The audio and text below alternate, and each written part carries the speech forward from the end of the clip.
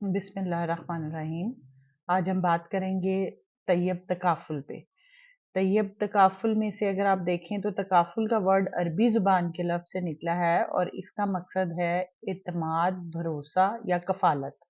और कफ़ालत से मुराद यही है कि भाईचारे की बुनियाद पर एक दूसरे की ज़िम्मेदारी को निभाना। तो तैयब तकाफुल का मेन बुनियादी मकसद यही है कि एक दूसरे की कफ़ालत करना, ज़िम्मेदारी लेना, एक दूसरे से जो कमिटमेंट करना उसे पूरा करना। तैयब तकाफुल में जो शरिया बोर्ड है स्टेट लाइफ का, उसको मुफ्ती हसान कलीम साहब जो है वो लीड कर रहे हैं और जो एक फ़ोन कॉल पे आपकी तमाम क्यूरीज को रिस्पॉन्ड करते हैं, रिप्लाई करते हैं और आपको उसका सेटिस्फैक्ट्री जवाब देते हैं। तैयब तकाफुल में सिर्फ एक वाहिद फर्द के लिए प्लान सिर्फ मौजूद नहीं है, बल्कि ओवरऑल जैसे हमारी सैलरी सेविंग प्लान है, यानी कि इज्तमाई मंसूबे भी इसमें शामिल हैं ताकि ज़्यादा से ज़्यादा लोग तकाफुल विंडो तकाफुल के जो प्लान्स हैं उन्हें अवेल करें और इनसे मुस्तफ़ीद हो सकें। जो मैच्योरिटी की सूरत में भी अपने मुकर्ररा मुतय्यन करदा वक्त के बाद मैच्योरिटी की सूरत में भी मुफीद और माविन होते हैं और खुदा न खास्ता जिंदगी में मिसहैप की सूरत में भी लोगों की कफालत की या वो उन खानदानों की कफालत की जिम्मेदारी को पूरा करते हैं और लोगों के लिए आसानियां बांटते हैं।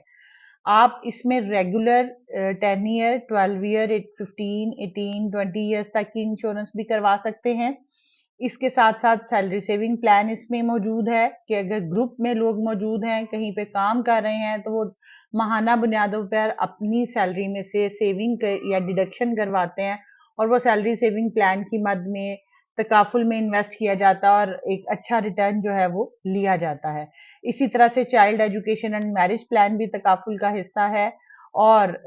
एक गोल्डन इंडोमेंट जो 20 ईयर का प्लान है, लेकिन जस्ट 7 इंस्टॉलमेंट्स उसमें पे करनी है और 25% एडिशनल बोनस के साथ after the completion of 20 year आपको मोर देन 5 टाइम इंक्रीज होकर आपकी रिटर्न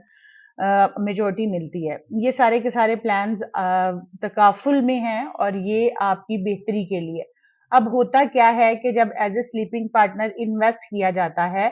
तो शरिया बोर्ड पहले देखता है इस चीज को कि हमें ये अमाउंट किस प्रोजेक्ट में इन्वेस्ट करनी है, आया कि वो शरीयत के तकाजों के ऐन मुताबिक है। अगर वो शरीयत के तकाजों के मुताबिक हो और शरई तौर पर उसमें इन्वेस्ट करना जायज है, ठीक है, तो फिर स्टेट लाइफ अमाउंट उसमें उस प्रोजेक्ट में इन्वेस्ट करता है और जब उसका रिटर्न आता है तो उसमें से पहले माइनस किया जाता है जो लॉसेस होते हैं, देन ऑफिस एक्सपेंसेस को माइनस किया जाता है। उसके बाद जो अमाउंट बचती है वो एज ए स्लीपिंग पार्टनर जितने भी इन्वेस्टर्स होते हैं हमारे, वो जो